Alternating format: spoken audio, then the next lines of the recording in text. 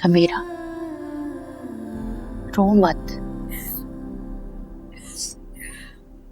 मैं समझ सकती हूँ जिस तकलीफ से तुम गुजर रही हो, मैं महसूस कर सकती हूँ।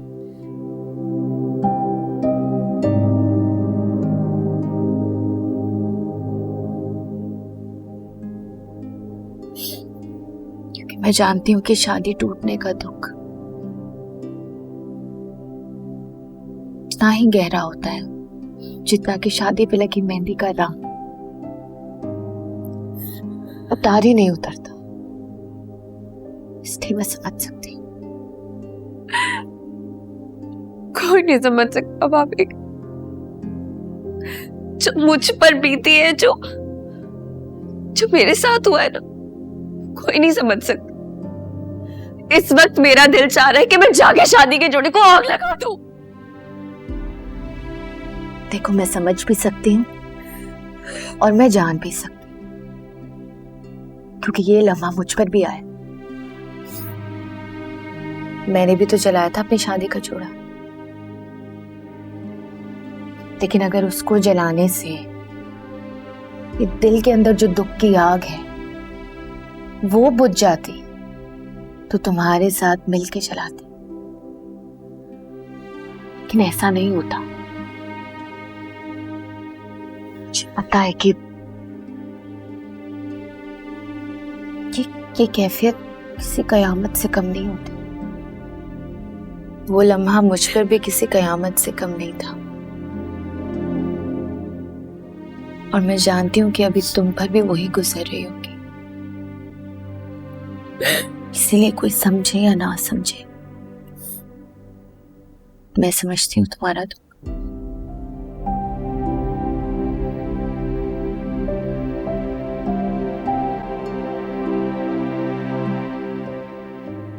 तुम्हारे मामले में और मेरे मामले में एक फर्क था।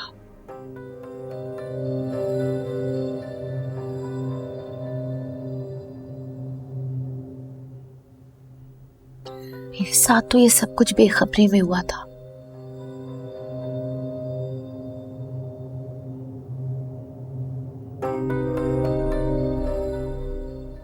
तुम्हारे साथ जिसने ये किया है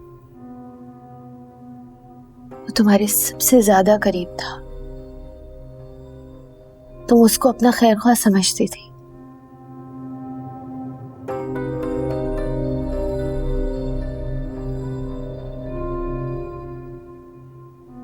तुम्हें याद है ना, जब वो पायलट वाला रिश्ता आया था तब भी मैंने तुम्हारी तवज्जो दिलाने की कोशिश की, लेकिन तुम्हें गलत ही लगती थी।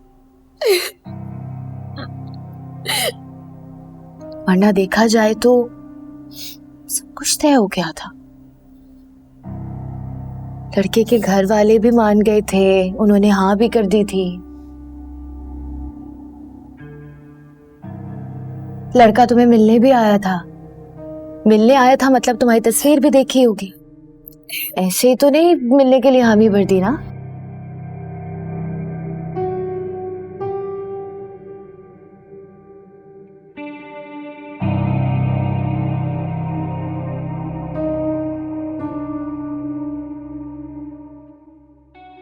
इसलिए अगर उस वक्त ही हुर्रम की नियत का अंदाजा लगा लेती ना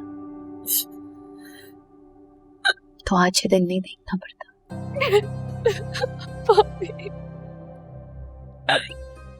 अमीरा, अमीरा रो मत। देखो, ये बात करके मुझे तुम्हें तकलीफ नहीं पहुंचानी, तुम्हें हर्ट नहीं करना। सिर्फ तुम्हें आईना दिखाना चाहती हूँ। हमेशा तुम्हें वार्न किया है मैंने कि तुमने कभी मेरी बात ही नहीं मानी। आज देख लो ना क्या हुआ है तुम्हारे साथ।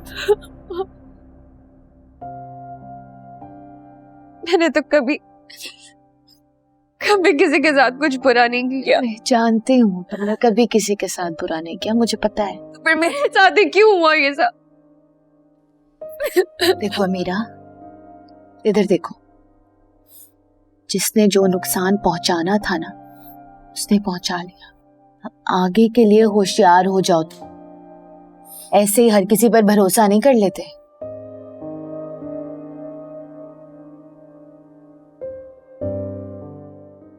पता है मसला क्या है? मेरी पोजीशन ऐसी है कि कुछ बोलने से पहले या किसी को होशियार करने से पहले ना, इस घर में मुझे 100 बार सोचना पड़ता है।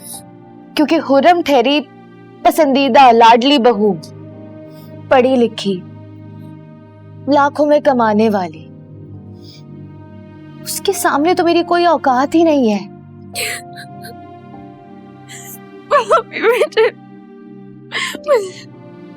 अल्लाह पर भरोसा करो।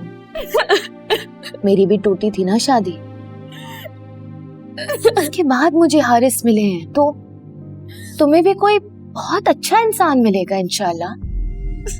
अगर तुम्हारे नसीब में हुआ तो क्या ही बिगाड़ सकती हो तुम तुम्हारा।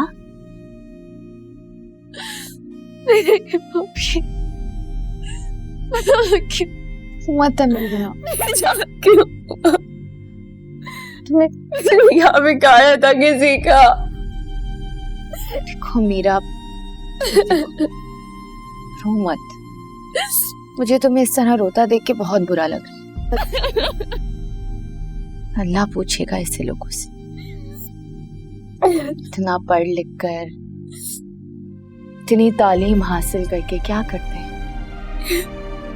लोगों को तकलीफ पहुंचाते हैं, और वो भी तुम जैसे मासूम लोगों को।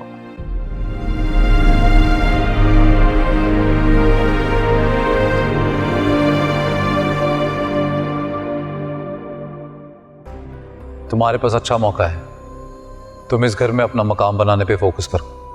लो भाई, ये खुर्रम के लंदन जाने से मेरी जिंदगी में क्या अच्छाई हो गई? बेवकूफ लड़की, जब खुर्रम यहाँ नहीं होगी तो अम्मा के पास बस तुम होगी। मौका होगा ना तुम्हारे पास, बैठो उनके पास, बातें क्या करो उनसे, पूछा करो किसी चीज की, किसी हेल्प की जरूरत है तो। इस घर में नौकरों की फौज है, उनके होते हुए भी अगर मैं घर के काम करूं तो क्या फायदा मेरा इस घर की बहू बनने का? सोबिया, बात को समझा करो, मोहब्बत से, खिदमत से, बातों से तुम्हें अम्मा का दिल जीतना है। इस घर में जो मकाम मेरा है ना, मैं चाहता हूं मेरी बीवी का भी वही मकाम हो। और फिलहाल तुम जानती हो, इस घर में जो मकाम खुर्रम का है तुम्हारा नहीं है।